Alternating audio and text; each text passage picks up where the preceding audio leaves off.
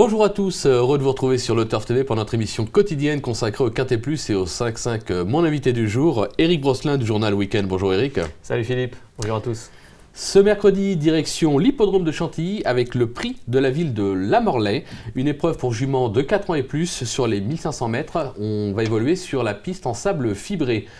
Le sommaire, on va attaquer par l'analyse du Quintet Plus 5-5. Suivra le prono de notre consultant, sans oublier les conseils de jeu. Éric, on attaque ce 5-5 avec une favorite, puisque ce ne sont que des femelles, une favorite tout indiquée, on va dire le numéro 8, Stormy Flight, qui reste sur une deuxième place, non, qui ne reste pas, qui a fini deuxième sur ce tracé le 18 mai, c'était dans le prix Carling, une épreuve de référence. Logique de la placer cette fois en tête. Ouais, complètement. Donc comme vous l'avez dit, deuxième pour sa rentrée du prix Carling sur le parcours. Par la suite, elle a terminé 8e d'un quintet, c'était sur le gazon. Elle est quand même bien meilleure sur le sable. Alors certes, elle terminait à 3 longueurs de Désillusion. On reviendra sur Désillusion juste après. Maintenant, Désillusion a quand même pris 4 kg de pénalité. Donc voilà, 4 kg d'avantage. On inverse les rôles. On inverse les rôles. Elle aime bien aller d'avant. Elle a tiré un bon numéro. Un bon numéro, le 7. Ce qui va la favoriser. Umberto Rispoli la connaît parfaitement. Umberto aussi. Voilà, donc favorite logique, je favorite pense. Logique. Ouais, hein. ouais, complètement. On va lui opposer, là aussi encore, logiquement, l'As des Illusions, on vient d'en parler, qui a gagné ce prix Carling. Maxime Guyon, le 6 dans les stalles, pénalisé, mais on en attend une confirmation. Bah oui, parce que justement, pénalisée, mais elle va de l'avant. Donc elle devrait pouvoir assez rapidement se placer en tête. Alors certes, je ne pense pas qu'il y ait 3 longueurs cette fois-ci au passage du poteau. Il faut quand même prendre en compte un fait aussi, c'est qu'elle n'a pas recouru, elle, depuis le fameux quintet du 18 mars, depuis le prix Carling. Ouais. Le prix Carling, pardon. Ce qui veut dire qu'il y a quand même eu un travail de fraîcheur, on va dire, de la part de son entraîneur. Ça peut jouer un rôle dans la phase finale. D'accord, donc de base au papier, de base solide. Je pense. En troisième position, alors la spécialiste de la surface, Sargas, le numéro 3. Maintenant, on en a parlé juste hors antenne, je la préfère un tout petit peu à Deauville, moi. Moi, je la préfère sur la PSF en général. Oui, voilà.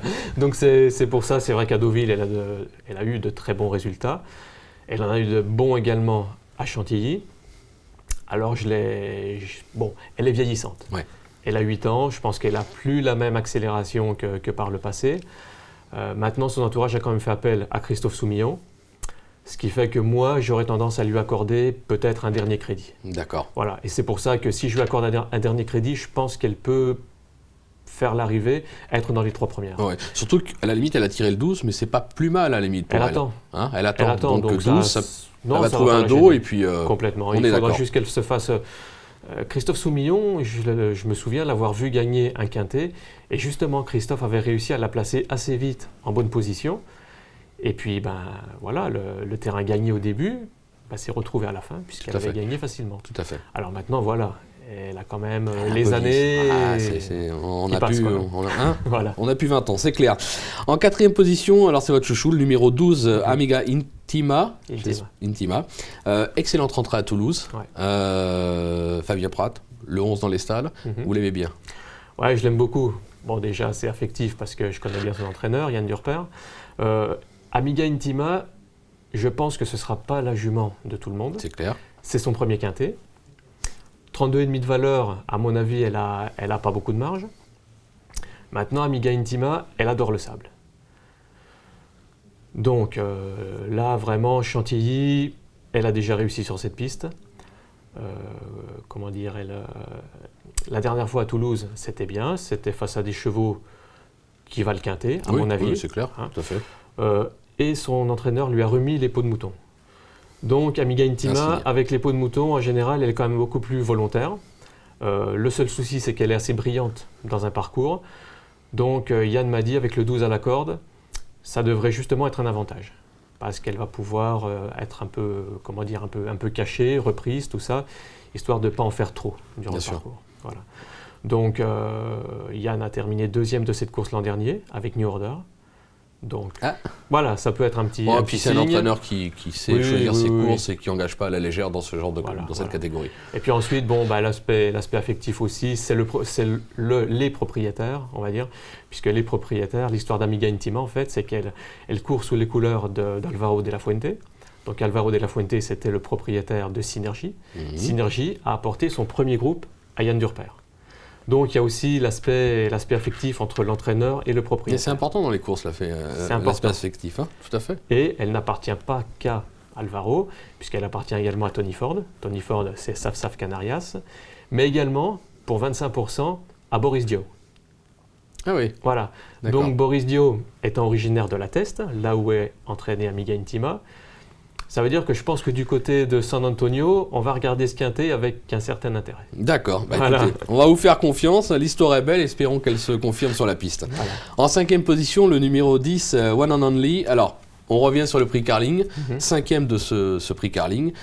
Bien engagé. Stéphane Pasquier. Là aussi, confirmation attendue. Hein. Oui, tout à fait. Surtout qu'elle, sur le sable, je veux dire, elle n'a quasiment jamais déçu. C'est clair.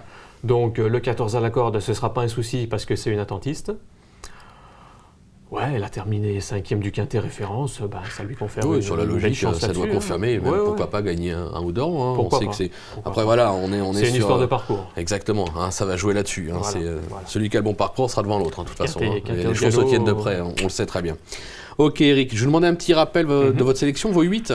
Alors on va commencer donc avec le 8 Stormy Flight, l'As Désillusion, le 3 Sargasse, le 12 Amiga Intima, le 10 One and Only. Et on complétera avec le 9 Saminta, le 2 Asteria et le 11 Reine-Marie. Ok. Concernant le conseil de jeu, on est parti sur un 5-5 champ réduit 3 chevaux, donc 3 bases, vous l'aurez compris, assez solides au papier, 8 As-3. Derrière, on va placer le 2, le 4, le 9. On va placer également le 10, le 11, le 12 et le 14. C'est un jeu qui coûtera 21 €. On peut jouer à 50%, on peut jouer à 10%. On a un jackpot qui est un petit peu supérieur à 13 000 €. Le groupe est gagnant. Attention, il faudra regarder les groupes, mais le groupe du numéro 8, et avec un peu de chance, s'il y a l'As dedans, à mon avis, c'est une cacahuète.